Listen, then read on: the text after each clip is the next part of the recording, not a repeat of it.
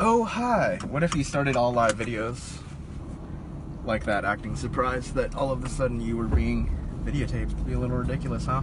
Anyway, hey, what's up?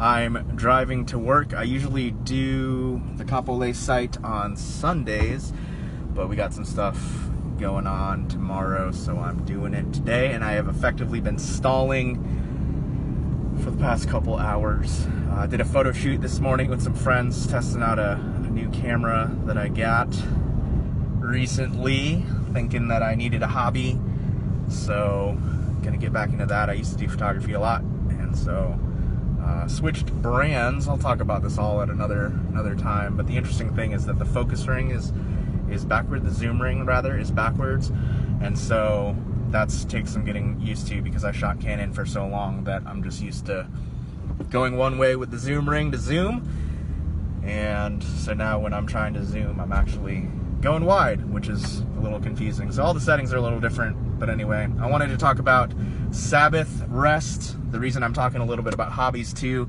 is I think it's important to have hobbies, things that you just enjoy and do for fun. I think that makes you a well-rounded and healthy person. So comment and let me know what your hobby is. What are the refreshing things you do? Yesterday I asked the question, what is actually restful for you guys? And I just talked about how a lot of times we just do whatever's convenient when we have a little downtime. We do, just lay on the couch and watch Netflix, or maybe we just lay in our bed and flick through our phones looking at social media. I do not find social media restful, but I do find myself going to it because it is convenient and it's just kind of stimulating your mind and keeps you from that bored place. But sometimes the most restful thing to do is to be in that mental headspace of boredom, because it just lets your mind just kind of detox or defrag. That's kind of the thing that I like to think of is defragmentation. I don't remember if any of you guys had like a Windows computer back in the day. You occasionally had to defrag it, get all the files that were broken or not being used anymore out of there. So yeah, so rest. I mean, I've been talking since I've been doing this a little bit about really getting after it, doing the hard work, being diligent, but I think a part of being able to effectively do what you got to do and do that hard work is to be intentional about prioritizing rest, making sure that you're taking care of yourself as well. So the interesting thing about rest is I'm super tired right now, and the funny thing is that my wife is not, she's very gracious about that, but I said I was tired a couple times today, and she very graciously reminded me how little sleep she got last night because we have a newborn.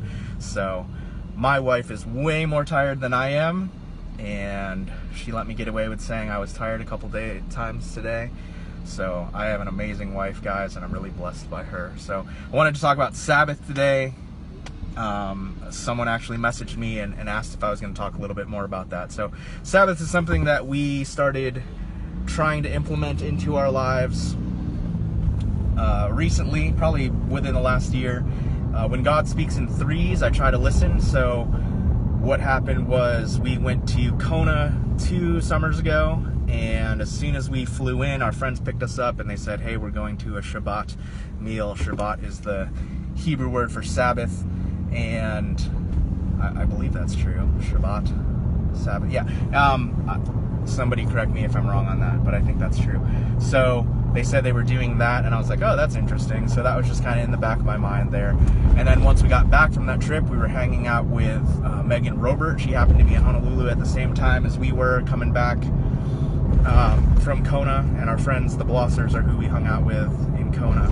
But Megan Robert told us about this book that she was reading called The Rest of God by Mark Buchanan. I think that's who the title is. I know it is called The Rest of God, and I think it is Mark Buchanan, so I just double check on that. I'll try to put a link in the comments to see if that's it or not.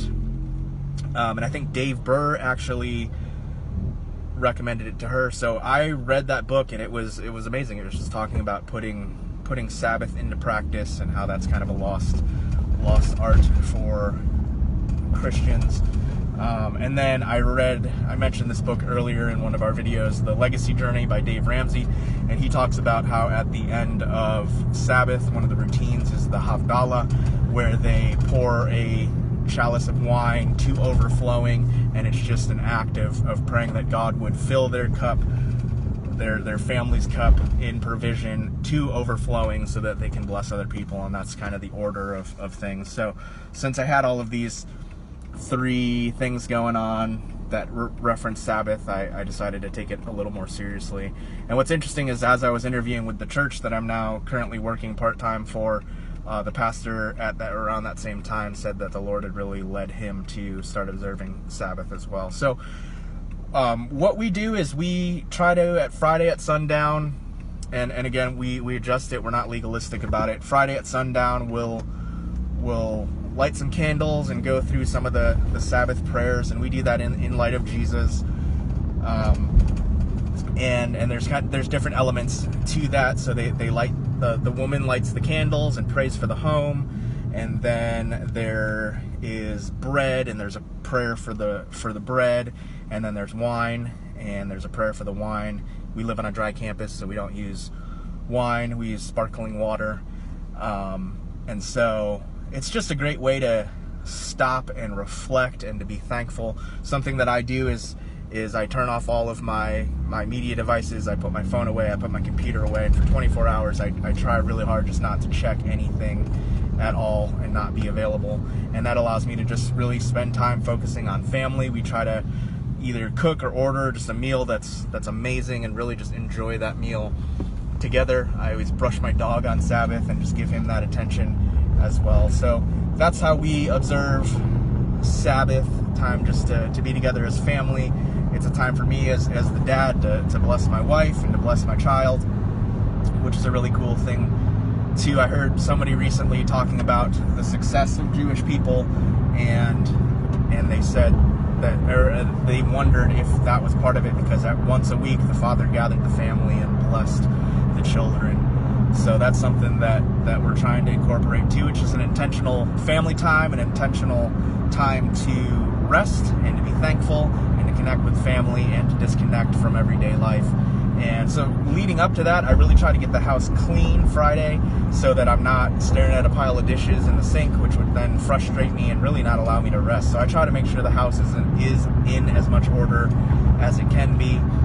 And the interesting thing, after that 24 hours, as sunset is setting on Saturday, after that 24 hours, you're really kind of champing at the bit to get back to work, which is interesting, because I feel like sometimes you can go all weekend and then Monday comes around and you're almost dreading it. So that is the interesting thing about intentional rest. And the cool thing about shutting everything off and being intentional about resting is that 24 hours feels more restful and more rejuvenating, more refreshing than an actual weekend where you're not intentional about resting. So that's how we celebrate the Sabbath. We're not perfect about it. We're not able to do it all the time. We a lot of times have to adjust it because of just the nature of our schedules and stuff like that. Someone else that asked me to talk a little bit more about the Sabbath asked if I still go to church on Sundays. So I am a part-time pastor, so Sundays are actually a super busy day for me, so it's not a day of rest. So that's why we do it Friday to Saturday, which I think is the traditional Jewish time to do that as well. But yeah, Sundays are spent getting up pretty early, going to church, helping church set up, running service, whatever my responsibilities are that week. And then we're a mobile church, and so tearing everything down, making sure everything's squared away. And then I actually go and clean out in Kapolei most Sundays, but I'm doing that today. So a little bit longer video today talking about the Sabbath. Let me know if that's something that you guys have tried or are implementing and something that you found beneficial or not. I can see some people are watching. Hello, I'm not going to look too closely because I am driving on a major highway, but hope you guys enjoyed this video. Comment and let me know if you have any thoughts about the Sabbath, about rest. Let me know what your hobby is. What's the thing that you're just doing for fun? And I think that these things, being intentional about our rest, being intentional about fun, help us to be more intentional about and have the capacity to really work hard when we need to work hard. So something Jim Rohn says in one of the books I'm listening to about ambition is, he said, if you're thinking about work while you're on vacation, then you're going to be thinking about or if you're thinking about vacation while you're at work, you're going to be thinking about work while you're on vacation. And he just talked about being fully present wherever you are. So that's my encouragement to you guys today. Be intentional about your rest times, be intentional about your fun times, be intentional about your work times, and yeah, keep getting after it. Proud of you guys. Thanks to all of you who have been commenting and liking and encouraging me in this. And I think this video was pretty long, so I'm going to sign off. See ya. Bye.